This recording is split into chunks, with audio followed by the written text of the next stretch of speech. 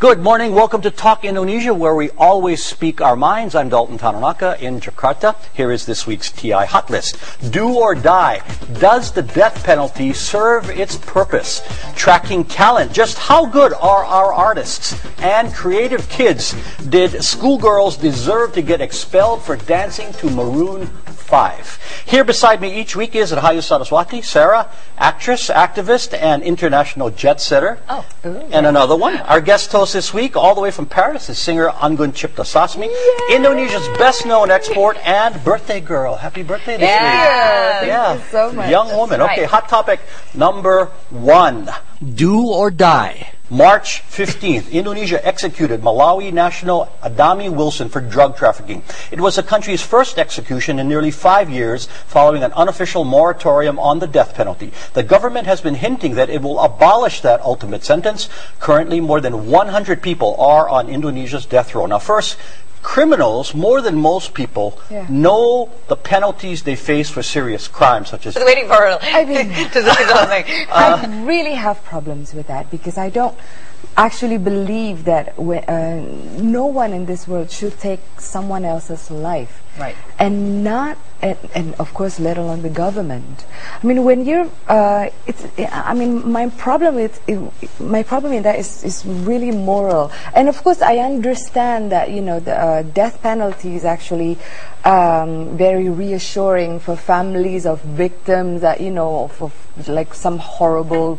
Yeah, because victims argue they want an eye for an eye. They're missing their family Exactly. member. Well, the thing is, I can understand that they need that for closure, but then it won't bring that family member back. That is true, and that's absolutely right. But then there's also the fact that what is that? It's like the ongoing revenge. So you kill someone, so we kill you. Yeah. It doesn't. So what is the alternative? A life sentence? That's almost more inhumane, some people say. Oh, no, I don't believe that.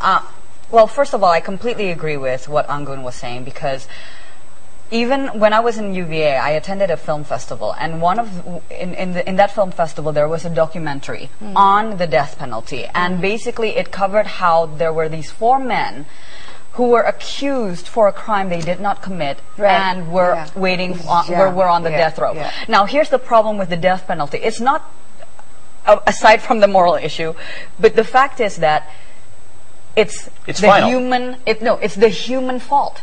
You have to understand, the one that is making the judgment call are humans, and it's all based on evidence collected by humans. Okay, people make mistakes. Judges and courts make mistakes. No, we know that. absolutely. But you know what? It's not just developing countries like Indonesia.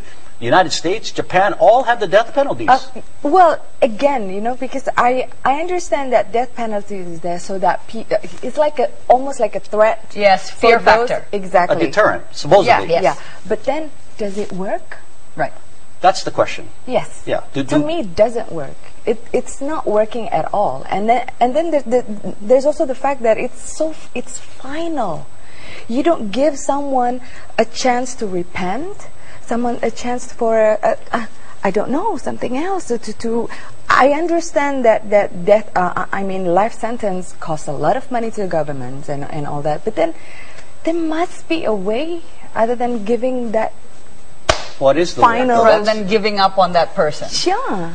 I mean, of course, when you hear crimes like pedophilia, when you hear horrible, you know, serial rapists, How about terrorism or well, some people are talking to me, have been bringing up the issue of death penalty for corrupt officials because they're so frustrated, because obviously they're getting as much time as a sandal thief. Well, right? the president here has been talking about looking at abolishing. I mean, getting in line with other countries in the world for a more humane treatment. But we have some of the strictest drug laws in the world as other countries in Southeast Asia, which to me is a little unbalanced, because you got people killing people and they get out in a couple years. But you carry in cocaine and you get the death penalty. I don't understand that. But you know why it's also unbalanced? Is because the government also knows that there are a lot of, drugs being trafficked or even produced domestically, and they're still having problems dealing with that. So to say to others, like, hey, or especially when we're talking about getting our people, the migrant workers who are there in Saudi Arabia facing the death penalty. There are hundreds of them. Yeah, we try to ask for mercy for them. We have to have mercy here. Yeah, now, what about in exactly. France where you live? It's been abolished since 1981, I guess. Okay. And it was horrible. I mean, because people told me that it was in the eye of the public.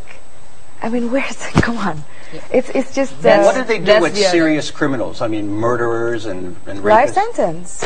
And then like for instance, in Canada, they have some kind of facilities where rapists or pedophilias or cases like that, they give them like medication, like. Right. But then of course care, counseling, and exactly. So maybe, but then again, of course, it costs a lot of money. The other problem I have with the death penalty here, Dalton, is they shoot them. Well, is there a there's no humane way to kill people. Yeah, but you want them to be hanged, or how the United States? I don't know, but the bullet, one shot, you're dead. No, but it's not. Hopefully one shot, you're dead. But no. This is like a few of them. Let's see where this country goes. There's talk now, finally, of abolishing it. Right. Perhaps it comes. Good. Okay. Talk Indo will continue shortly.